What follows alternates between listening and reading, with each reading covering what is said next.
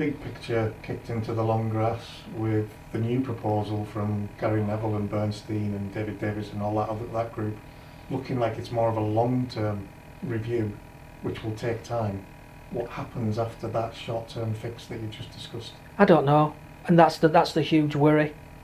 That's the huge worry, and I've got to look at you and say, I've been speaking to clubs, and we're fortunate that we've had a couple of transfers in the past that has given us some cash to live off.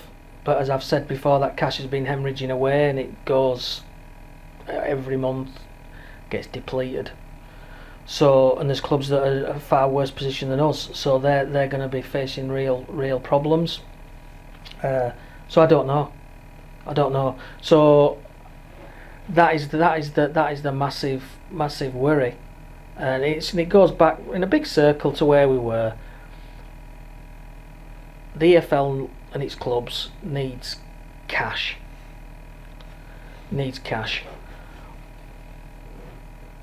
We're in a completely different position to most other businesses. Is that if you're in a normal business, and I say to you, right, I'm cutting off 60% of your income, and I'll give you the other 40. I'll give you 30% of it. 30% of it up front, and you've now spent the 30%, and there's 10% left to last you a year. We still have our costs to pay. We're playing games, so we have the full burden of a full cost football club to run, and all we have is streaming income.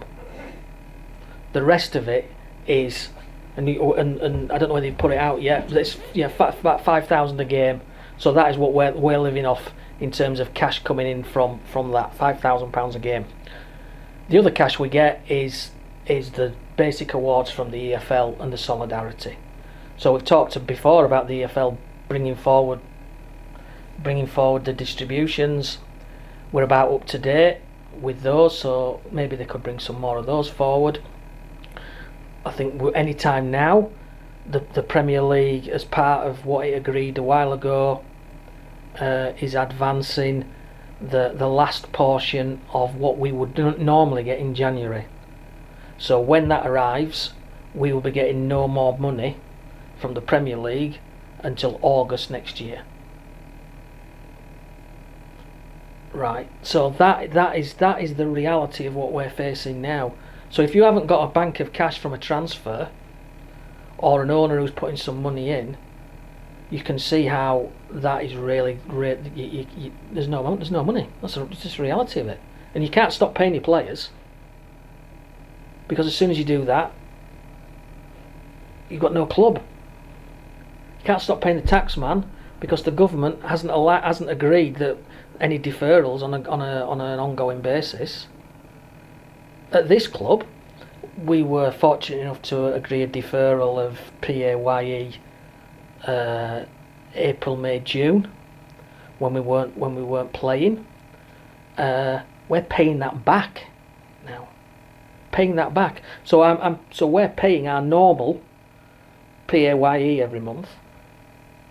But the agreement we had was once we started playing games again, we had to start paying back the money.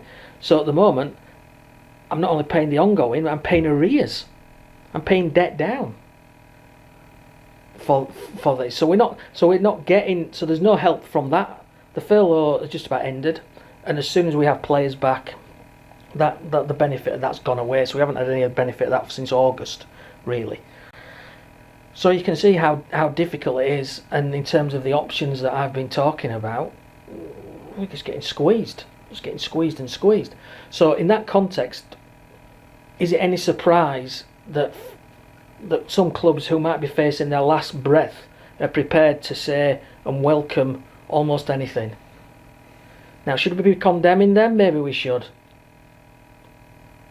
But it's a cry for help more than anything. If they're saying, right, we think Project Big Picture were great, it shows you how desperate they are, because they understand it. And that's really sad in my view, really sad. And I question whether we're going to have to wait for a club to go bust, or clubs to go bust, for people to actually say this has gone too far, and the burning platform literally has to take someone out That is my real fear, because at the moment we're dancing round, and we'll give you something here, and we're not dealing. We've had 7 months. We're not dealing with these issues, and that is my worry. Now it may not be Carlisle United, but it's going to be a community club in your area potentially, and is that right? Is that right? Is it held right? No chance. With the leaks and the way that it happened, and so many noses now out of joint, such a lack of trust from fans towards the executives at all levels of the game, who and how do we get them all to sit down again? Because it is right now, it is real, to sort something out. Well, I think, and again, might not be a popular thing to say, I think loads of this is just posturing. Loads of this is just people, peacocks posturing. And that don't sort of cut any mustard with me. I kind of cut through that.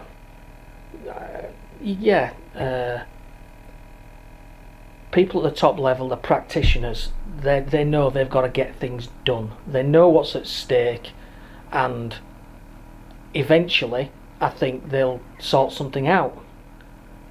My issue all along is that everybody needs to understand that the longer it takes, the bigger the harm, and it accelerates, just like the COVID curve. It's just the same. Same shape, loads of things like that, these happen in the world. It goes up. The longer you leave it, the more pain you get, and the more costly it is. And that is my issue here. I don't doubt that something will happen, and something will come to the rescue. Don't know what shape or form it is, can't predict. But I'm sure it will, because there's too much at stake. The issue is the damage at the point at which it happens, and the costs of repairing it after. And that is my issue here. And the longer it takes, the costs go up, the damage gets bigger, and the pain for everybody when they do sort it out will be even bigger. So it needs sorting. I can't do it from here. I know how I'd like to do it, like I say, I was listening to Mark Palios from Tranmere. We don't agree on everything, but this is relatively simple here. Solve the short term and then move on to the long term. Do not risk mixing the two together, because you'll end up talking and there'll be nothing left to save. So you've got to keep the two separate. Saving the beautiful game, because he's the highest profile, we'll call it the Gary Neville proposal. That's the manifesto that's come out yesterday and today. Is it welcome? Well, I welcome it. Not necessarily welcome the detail, but in principle, it goes back to the point I made right at the start.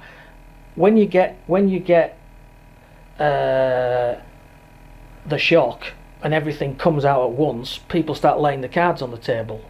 Yeah.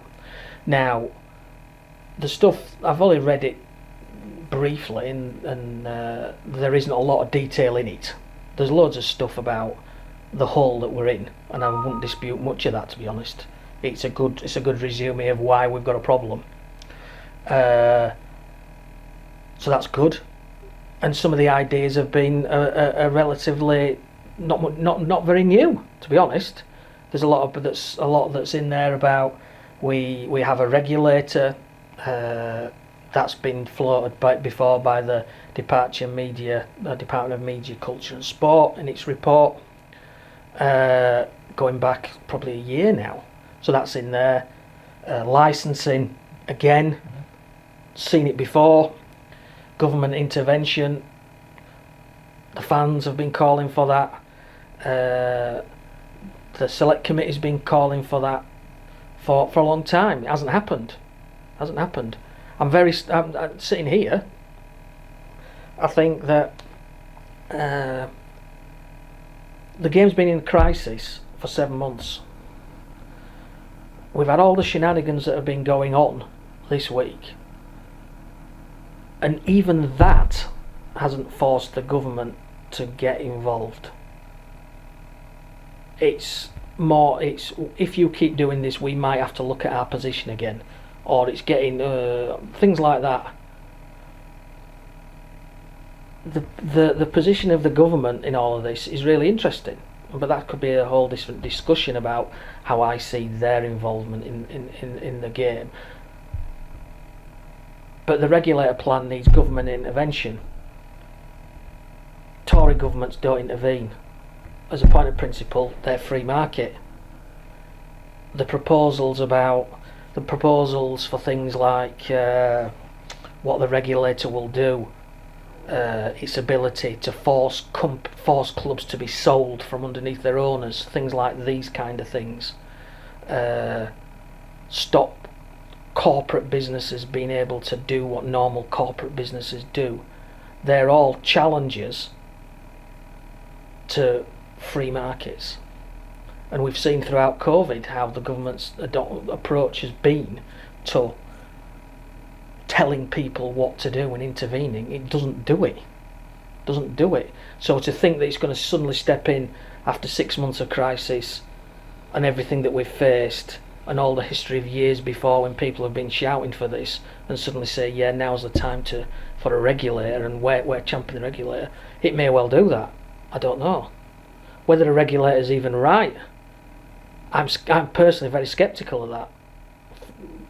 For reasons like, I think that, again, people may have seen it on my Twitter, I'm constantly tweeting this picture of a fence next to a cliff where everybody thinks the fence is going to protect them. The regulator, they all push up saying, oh, the fence will hold, and the fence breaks and you go off a cliff.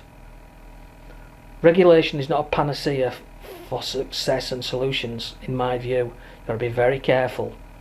Regulation and regulators, their effectiveness depends on the parameters that you set for them, the rules of the game, what good looks like, what you want it to do. The proposal that I've seen says nothing about any of that. It says that's for Parliament to decide what it should do. It talks about generally about licensing and things like that, but it doesn't get into the detail, and it's the detail that matters with regulators, because they only do what the legislation tells them to do. So for me, the starting point for all of this, and I've used this within our own club, is to say, what does good look like for this game? Blank piece, what does it look like? And I think that is a really big problem, because individual views of what good looks like are massively different. So what Gary's group thinks good looks like in terms of fan ownership and participation might be completely different to another group of people of what they think. Now, how do you? We've spent years trying to get a consensus of what good looks like for football ourselves, and we haven't been able to do it. So I think it is really difficult. But I think the debate's brilliant, and I think that a lot of the ideas that are in there I like, but I'm really wary of third-party regulation. And if you want to put it simply, you say, right, basically what they're saying is the government decides what we should be doing, or we have parliamentarians deciding and we get them view. Do we really want to be handing over what good looks like to a load of politicians based on what's been happening recently, and relying on a third party to govern the game? I might say that's it, out of the frying pan into the fire. But equally, I can see that you can look at it and say that the people who've been flying the plane have just about driven it into a cliff. So it's about time someone else took over the wheel, and it may be that something is better than what we've had before. But I just think we need to be wary of what that might look like.